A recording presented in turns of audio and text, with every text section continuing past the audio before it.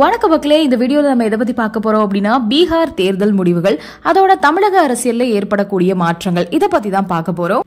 அதோட பீகார்ல 2010 நடந்த அதே சம்பவம் அப்படியே 15 வருஷத்துக்கு அப்புறம் நடந்திருக்கு.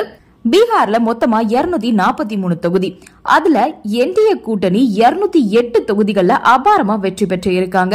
இதுல பிஜேபி 96 தொகுதிகள்லயும், ஜேயுடி 84 தொகுதிகள்லயும் வெற்றி பெற்றிருக்காங்க. ஆனா என்டிஏ கூட்டணி வெறும் 28 தொகுதிகள்ல மட்டுமே வெற்றி பெற்றிருக்காங்க. ஆர்ஜேடி 24 தொகுதிகள்லயும், காங்கிரஸ் வெறும் 2 தொகுதிகள்ல மட்டுமே வெற்றி பெற்றிருக்காங்க. 2010 பெற்ற வெற்றியை பலரும் மிராக்கிள் ஆஃப் 2010 அப்படின்னு சொல்லி வந்த நிலையில இந்த வெற்றியை என்டிஏ கூட்டணியின் மேஜிக் அப்படின்னு சொல்லி வந்துட்டு இருக்காங்க. சட்டசபை தேர்தலுக்கு சில வாரங்களுக்கு முன்பாக மகளிர் வங்கி கணக்குல நேரடியா சுயதொழில் செய்வதற்காக ரூபாய் 10,000 செலுத்தப்பட்ட திட்டம் மீண்டும் ஆட்சிக்கு வந்தா 125 யூனிட் மின்சார இலவசம், மகளிர் உரிமை தொகை உள்ளிட்ட பல்வேறு விஷயங்கள் என்டிஏ கூட்டணிக்கு சாதகமா அமைஞ்சிருந்ததா பார்க்கப்பட்டுச்சு. என்டிஏ கூட்டணியின் இந்த வெற்றி 2010 பீகார் சட்டசபை தேர்தலை பலருக்கும் நினைவுபடுத்தி இருக்குது. ஏன்னா 2010 என்டிஏ கூட்டணி சார்பா போட்டியிட்ட ஜேடியு 115 தொகுதிகளையும், பாஜக 91 தொகுதிகளையும் வெற்றி பெற்றிருந்தாங்க. இந்த வெற்றியை பலரும் NDA repeats the miracle of 2010 வெற்றி இன் பீகார் அசம்பிளி எலெக்ஷன் அப்படின்னு அழைப்பாங்க. ஏன்னா 2005 சட்டசபை தேர்தல்ல என்டிஏ ஆட்சி அமைஞ்சிருந்தது. அப்போதைய தேர்தல்ல ஜேடியு 88 தொகுதிகளையும், பாஜக 55 தொகுதிகளையும் வெற்றி பெற்றிருந்தாங்க. ஆனா 2010 அதனை விடவும் பெரிய வெற்றியை என்டிஏ கூட்டணி பீகார்ல பெற்றிருந்தாங்க. அதே மாதிரி 2010 ஆர்ஜேடி வெறும் 22 தொகுதிகளை மட்டுமே வென்றிருந்தாங்க. இதனால மீண்டும் அதே மாதிரி ஒரு நிலை உருவாகி இருக்கிறதா பார்க்கப்படுது.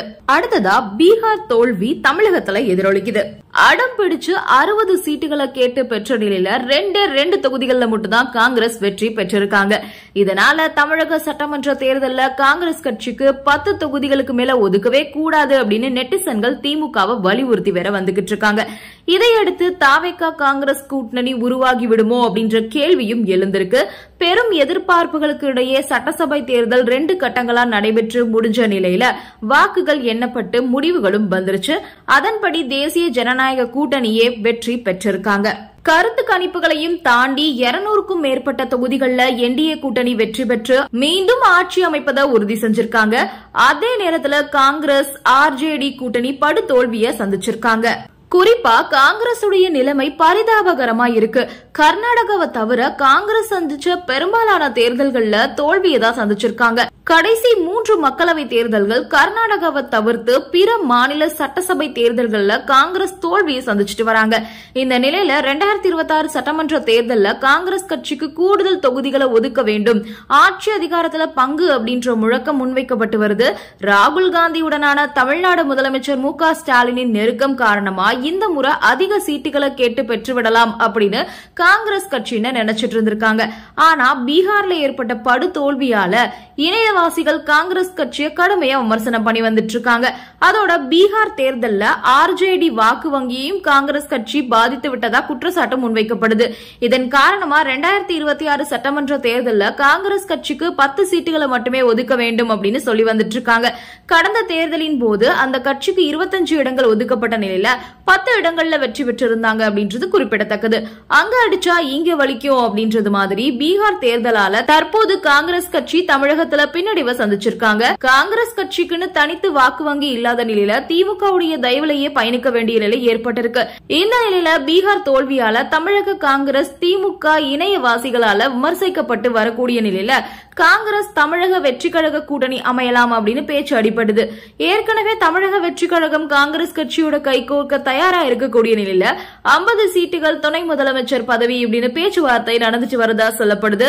ஆனா இதுவரைக்கும் அது தொடர்பா அதிகாரப்பூர்வமா எதுவும் தகவல்கள் வரல. இந்த நிலையில அந்த பேச்சுக்கு வலு கூட்டும் விதமா தான் திமுக காங்கிரஸ் மேல விமர்சனம் வச்சுட்டு வரக்கூடிய நிலையில அது நடக்க வாய்ப்புகள் இருக்கு அப்படின்னு சொல்றாங்க. அடுத்ததா இந்த தேர்தல்னால தமிழகத்துல ஏற்படக்கூடிய மாற்றங்கள் பத்தி பார்ப்போம். பீகார்ல என்டிஏ உடைய பெரும் வெற்றி பாஜகவின் வெற்றி கூட்டணி பிரச்சாரத்தை தமிழகத்துல வலுப்படுத்தலாம். தமிழகத்துல அதிமுக பாஜக கூட்டணி 2026ல மேலும் உறுதி அடையலாம். இது தமிழகத்துல திமுக கூட்டணியை வலுப்படுத்த வேண்டிய கட்டாயத்தையும் ஏற்படுத்துது. ஏற்கனவே உள்ள கூட்டணி கட்சிகளை தக்க வைப்பதோட தேமுதிக, பாமக போன்ற கட்சிகளோட கூட்டணி அமைக்க வேண்டிய நிர்பந்தம் ஏற்படலாம். பீகார்ல வேலை வாய்ப்பின்மை குறித்து ஆளும் கட்சி மேல அதிருப்தி நிலவி இருந்தது. இளைஞர்கள், பெண்கள் வாக்குகள் அதிருப்தி வாக்குகளா மாறின. பீகார் தேர்தல் முடிவுகள் திமுகவுக்கு பல பாடங்களை வழங்கியிருக்குது.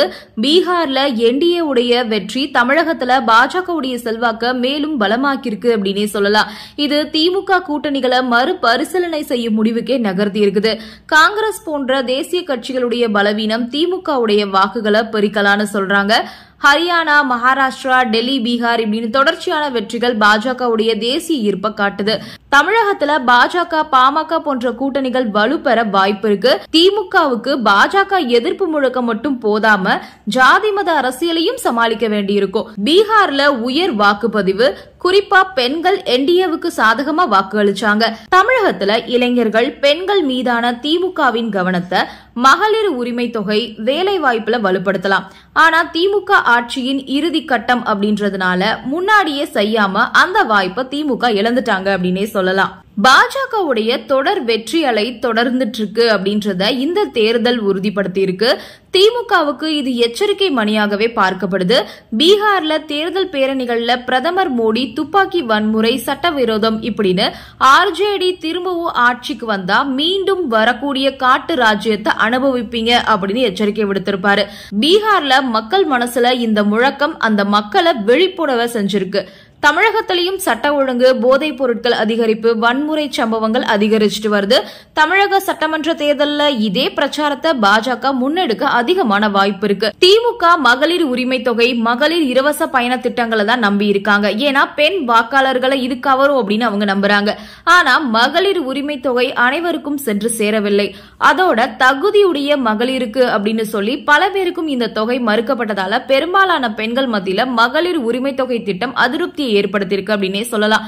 திமுக அரசு 2021ல ஆட்சிக்கு வந்ததிலிருந்து பல்வேறு சமூக, பொருளாதார, அரசியல் மற்றும் நிர்வாக சிக்கல்களை எதிர்கொண்டு வந்துட்டு இருக்காங்க. ஊழல் வழக்குகள், சட்டம் ஒழுங்கு பிரச்சனைகள், மத்திய மாநில உறவுகள், பொருளாதார ஏற்ற இறக்கம், எதிர்க்கட்சிகளுடைய விமர்சனங்கள் முக்கிய சவால்களா பார்க்கப்படுது. அமைச்சர்கள் மற்றும் கட்சித் தலைவர்கள் மேல அமலாக்கத்துறை, சிபிஐ போன்ற மத்திய அமைப்புகளின் விசாரணைகள் அதிகரிச்சிருக்குது. டாஸ்மாக் ஊழல், செந்தில் பாலாஜி ராஜினாமா போன்ற விவகாரங்கள் அரசின் நம்பகத்தன்மையை பாதிக்கிற மாதிரி அமைஞ்சிருக்கிறதா சொல்றாங்க அரசியல் விமர்சகர்கள். இவ்வளவு பிரச்சனை தமிழகத்துல இருக்கும்போது பீகார் பாணியவே கையில எடுத்திருந்தாங்க திமுக கூட்டணி. அதாவது பீகார்ல எஸ்ஐஆரின் குற்றச்சாட்டுகள் எடுபடல, அதையே தமிழகத்திலையும் கிளப்பி மற்ற விவகாரங்கள்ல இருந்து கவனத்தை திருப்பலாம் அப்படின்ற திட்டம் இங்கு கை கொடுக்காது அப்படின்னு சொல்றாங்க அரசியல் ஆய்வாளர்கள். நன்றி, வணக்கம்.